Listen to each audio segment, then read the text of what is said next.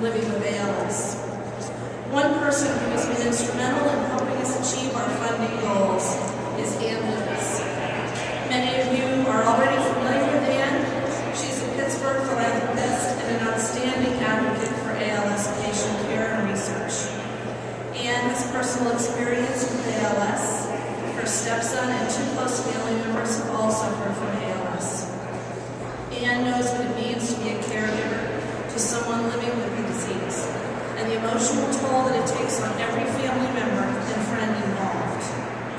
Ann is here today, and I am honored to introduce you to her, not only as my friend, but as an amazingly strong woman whose exemplary work in ALS advocacy and support for critical services for ALS patients, families, and caregivers is unwavering. Our chapter presented Ann with the inaugural Ann Lewis Humanitarian Award in June of 2012 as a way to recognize her achievements. It has only been given out one other time, and this year Ann will be presenting the award to another outstanding advocate who you will hear about from her in just a minute. So please, on behalf of all of us here for ALS, welcome Ann Lewis.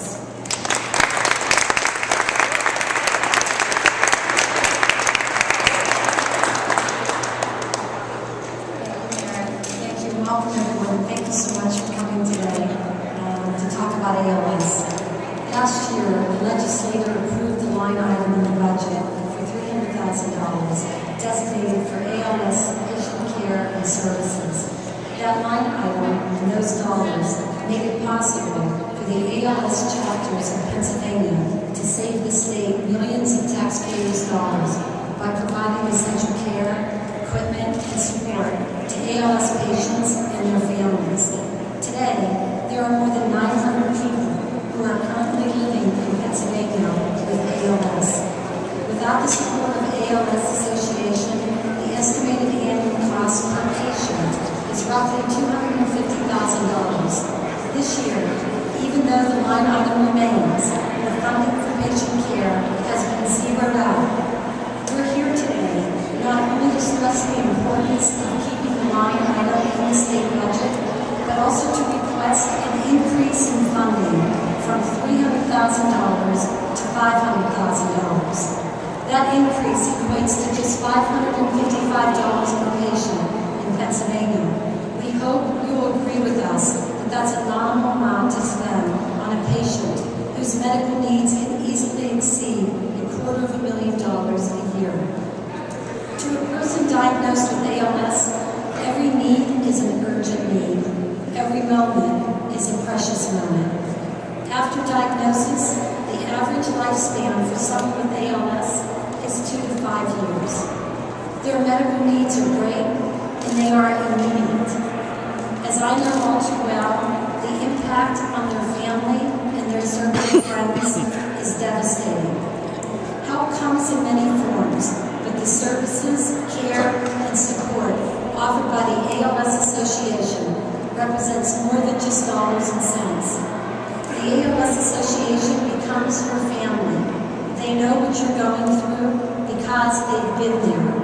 The multidisciplinary treatment that ALS chapters provide, ALS patients get more efficient care, more comprehensive care, at every stage of the journey with this dreaded disease.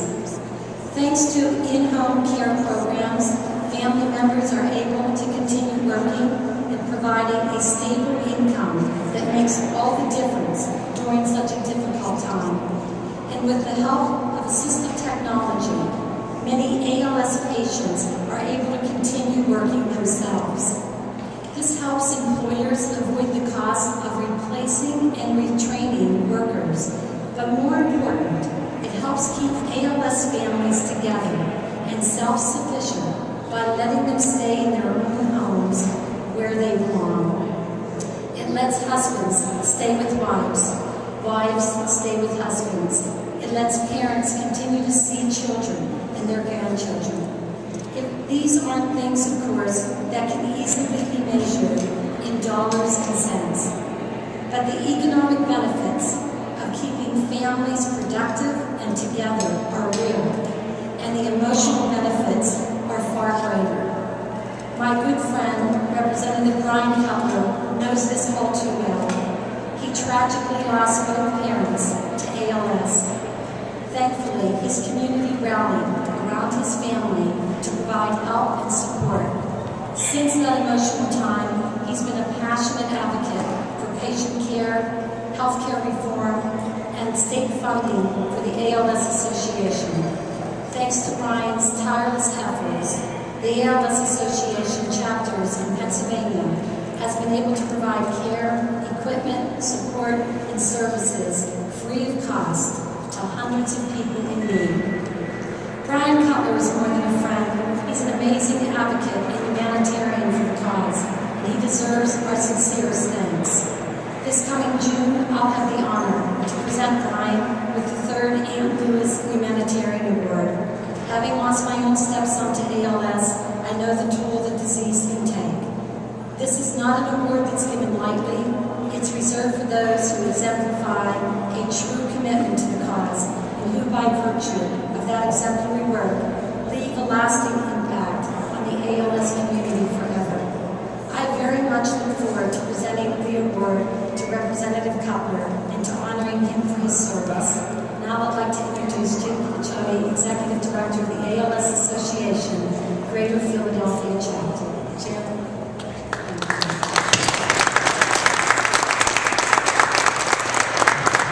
Thank you so much, Ann. Your words said better than anybody could do.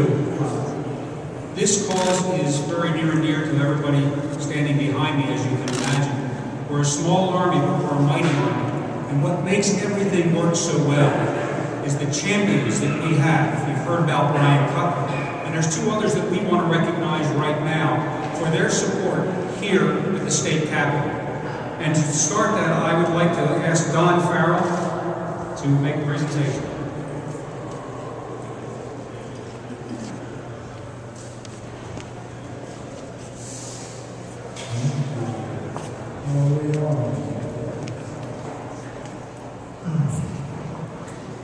Folks, we have a champion.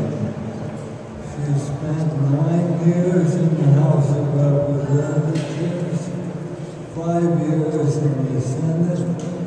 She is the only professional nurse in this body of legislators. And now I'm happy and honored to ask Senator Vance to come up, and we can present her with a small token of her assistance.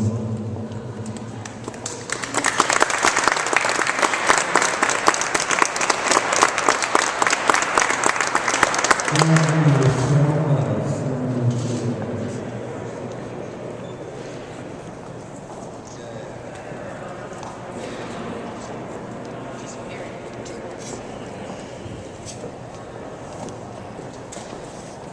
Thank you very much for this honor.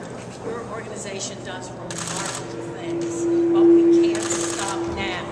We need to educate people, I think most of them. Hopefully we'll find more drugs through research and make sure that you get what you need in the budget. Thank you for all you do. You are inspirational.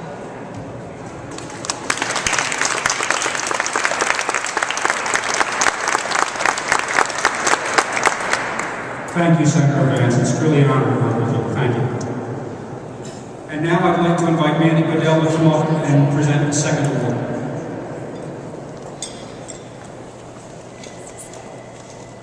Thank you, Jim. Let me start off by saying how grateful I am that my 13-year-old son, David, could be here with us today. I think it's such a great lesson for young people to show them just how advocacy really can work. Last year, I, along with my friends Rosa Snyder, Jen LaRegina, and Florence Brady, met with Representative David Millard to express the urgent need to support families with ALS. My family saw firsthand how ALS can silence a person's voice and their life when my 26-year-old brother, Dustin, passed away from the disease just 3 short years ago. When I told Representative Millard my family's story,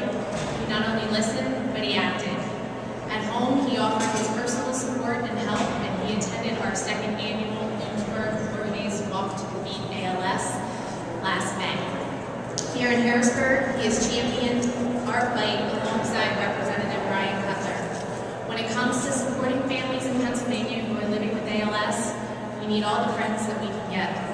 That is why I'm happy to call Representative Millard an ally and a friend in this cause.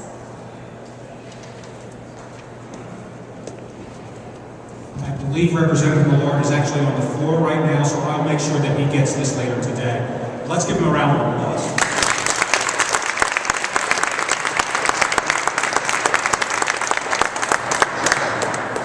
And now, Millard from the Pittsburgh chapter, from Western Pennsylvania chapter.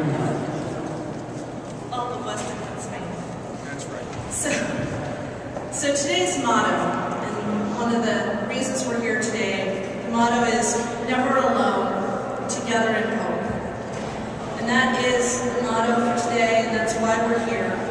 And when I heard this motto, I could not help but think of two specific gentlemen who recently just met and have since had a huge impact on each other's lives. They exemplify this motto, never alone, together in hope. Chris Brusalis is the President and Chief Executive Officer of the Hill Group. Chris is an adjunct professor of management and policy in the Heinz College of Carnegie Mellon University. Chris has numerous publications and papers on management and policy issues to his credit. But one of the passions in his work is his fraternity, Phi Delta Theta. Chris served as the Phi Delta Theta Province President for 7 years in Western Pennsylvania, and then was elected Member-at-Large of the General Council. In case you don't know, the kind of men that come out of Phi Delta Theta are the kind that lead our country. And they set high standards of excellence in business and in life. They're men such as Lou Gehrig. Lou Gehrig was a Phi Delta. He represented and embodied the spirit of a true Phi Delta. Chris is a member of the National ALS Association Board of Trustees and was most recently elected to the Executive Committee of the Board. So he brings a wide array of experience to our mission today. With him, and working alongside him, is Neil Alexander. Neil also has a wide vision of ALS. He is a member of the Board of Directors of our chapter. He is a Director of Corporate Services at Heffron Tillotson in Pittsburgh. And surprisingly, he has also proudly served as a member of the LAPD. He has many special traits and qualities, but probably the one that I admire the most is that despite a diagnosis of ALS 2 years ago, Neil made the decision to live the rest of his life as Lou Gehrig would. Every day, he continues to live like Lou, to honor the example he set for all people living with ALS. He and his wife started their own family foundation called the LiveLikeLou.org to raise awareness about ALS and fund patient care. Neil has single-handedly increased ALS awareness in Pittsburgh like nothing I have ever seen in my life. He has made his journey with ALS very public, and he has traveled with us to Harrisburg and DC to act in advocacy. This is where Chris and Neil met, fighting together with the idea that one day we will find a cure for ALS, working together, never alone in the fight against ALS. Neil was made an honorary member of the Phi Delts last year, and now Neil and Chris are brothers, never alone, together in hope. And here they are today, so please welcome Chris Brusalis and Neil Alexander.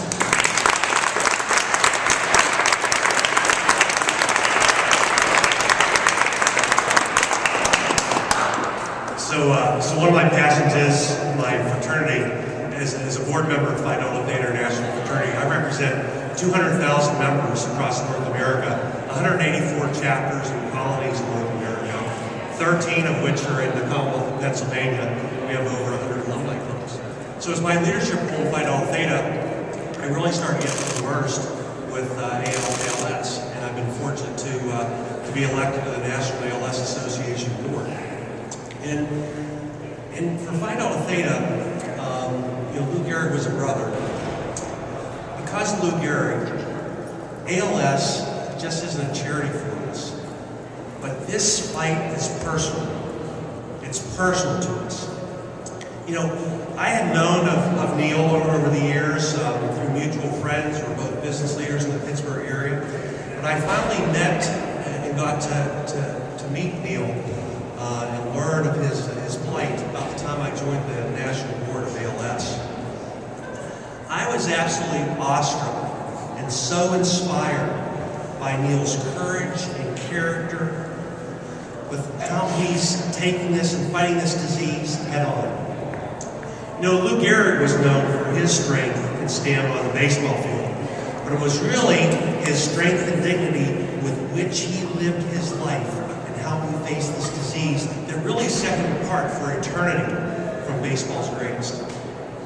So I realized very quickly that Neil was a living example of Lou Gehrig's courage. In so many ways, Neil is living his life like Lou Gehrig, with dignity, strength, and the zest to live life to its fullest. Neil was recently initiated to Phi Delta Theta, and I am so proud to call him my brother. Phi Delta Theta is in this together with you, Neil, and with all the people and families that are facing this diagnosis. You are never alone. Phi Delta Theta is fighting alongside you and determined to beat this disease. Please know that all 200,000 brothers of Phi Delta Theta International Fraternity will always have your back. I'd like to introduce to you my brother, Neil Alexander.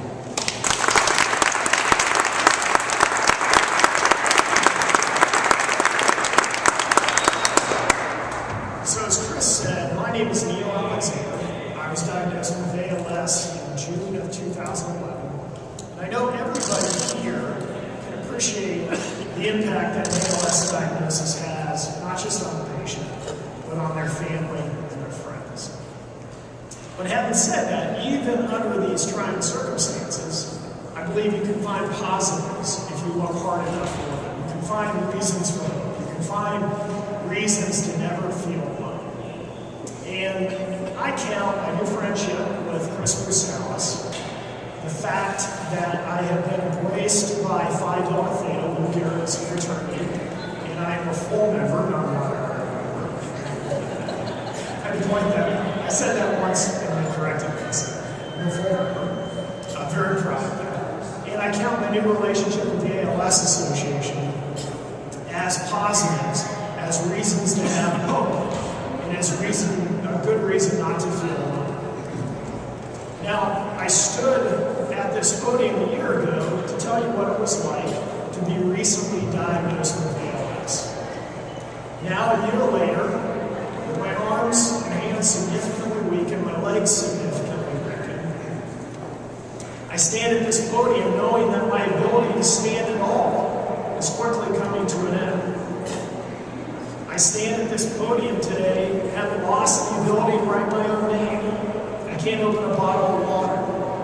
I can't dress myself. I can't undress myself. I stand at the podium today knowing that very shortly we're going to need significant help in meeting my most basic needs. Eating, bathing, toilet. But even under these circumstances, I have a great deal of hope for myself and for the other ALS patients in the Commonwealth of Pennsylvania. Because I know that we're not alone. I know that we can rely on the other citizens of this great state, and I know that we can rely on our elected officials to give us the products and services we need to live with this disease. So it is my absolute pleasure, we've heard about him already, to introduce somebody who's been significantly affected by ALS. And one of the reasons why, as a person with ALS living in Pennsylvania, I have hope. Please join me in welcoming Brian Cobb.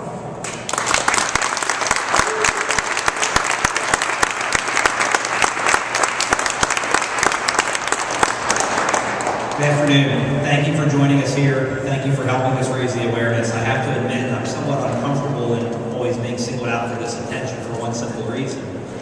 It's not because of me or my efforts that we were successful in the planet. It's because of the efforts on behalf of all of you as patients, as caregivers, and as family members that we've been so successful. So first of all, I think you all deserve to give yourselves a big round of applause. So please do.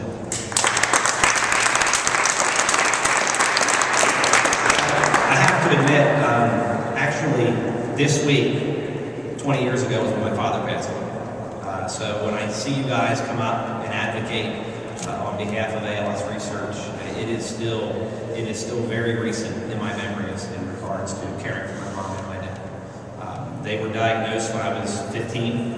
My sister was 13.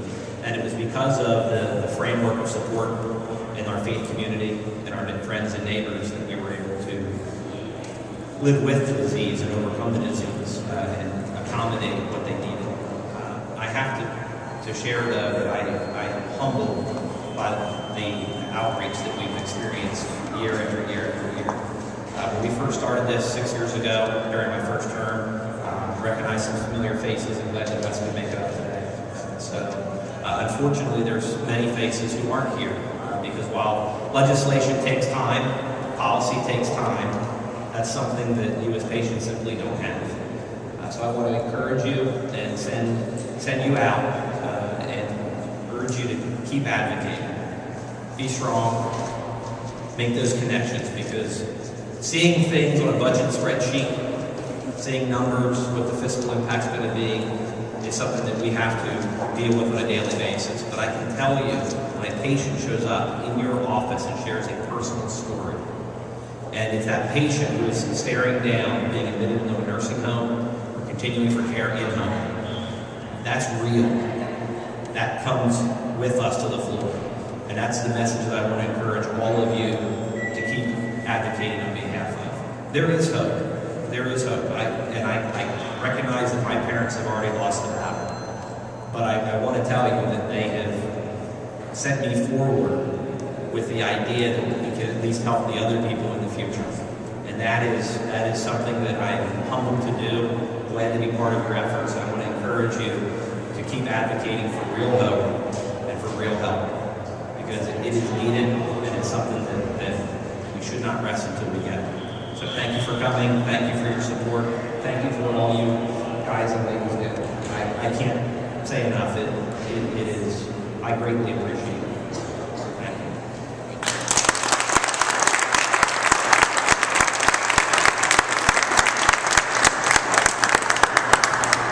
Ryan, thank you so much for your unwavering support. Thank you all for being here. Thank you to all of our champions. Thank you to all of our advocates. Let's go out and make this happen. Thank you, everybody.